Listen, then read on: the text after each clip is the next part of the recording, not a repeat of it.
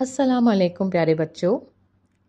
ایک دفعہ ایک جنگل میں ایک شیر رہتا تھا۔ وہ شیر جنگل کا بادشاہ تھا، لیکن بہت ظالم تھا۔ اسے جب بھی بھوک لگتی تو جنگل کے جانوروں کا شکار کرتا اور انہیں مار کر کھا جاتا۔ جنگل کے سارے جانور شیر کے اس ظلم سے سخت پریشان تھے۔ وہ نہ تو آزاد جنگل میں گھوم سکتے تھے اور نہ آرام سے بیٹھ سکتے تھے۔ ایک دن جنگل کے سارے جانور جنگل کے درمیان ایک میدان میں اکٹھے ہو گئے اور شیر کے ظلم سے بچنے کی ترکیب پر سوچنے لگے۔ جب تمام جانوروں نے اپنی اپنی رائے پیش کی اور آخر میں گیدڑ کی باری آئی تو گیدڑ نے کہا، یوں ڈر ڈر کے جینے سے بہتر ہے ہم خود ہی شیر کے غار میں ایک ایک کر کے جائیں اور خود کو شیر کے سامنے پیش کریں۔ کم از کم اپنی موت تک ہم اپنی زندگی چین سے تو گزار پائیں گے۔ جنگل کے سارے جانوروں کو گیدڑ کی رائے پسند آئی۔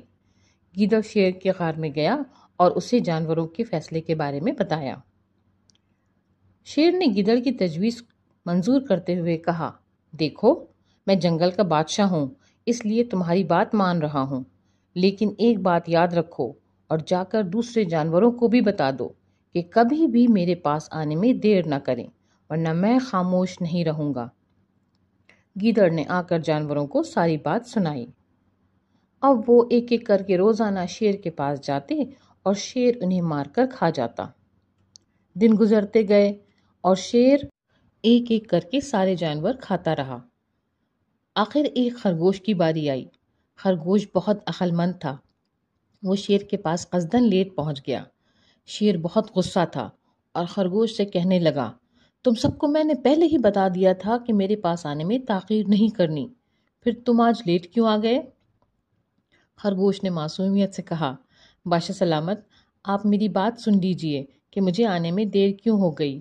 اگر آپ کو میری بات غلط لگے تو بے شک آپ جو چاہے مجھے وہ سزا دیجئے۔ شیر نے اسے بات کہنے کی اجازت دی تو خرگوش بولا، بادشاہ سلامت، میں تو سیدھا آپ کی طرف ہی آ رہا تھا، لیکن راستے میں مجھے ایک اور شیر مل گیا۔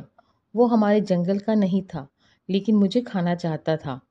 میں نے اس سے کہا کہ میں اپنے جنگل کے بادشاہ کے پاس جا رہا ہوں تاکہ وہ مجھے کھا کر اپنی بھوک مٹا دے۔ اس پر وہ غصہ ہو گیا اور بولا کہ اس جنگل کا بادشاہ وہ ہے اور وہ کسی دوسرے بادشاہ کو نہیں مانتا۔ اگر تمہارا بادشاہ اتنا ہی بہادر ہے تو اس سے کہو کہ وہ آ کر میرا مقابلہ کرے۔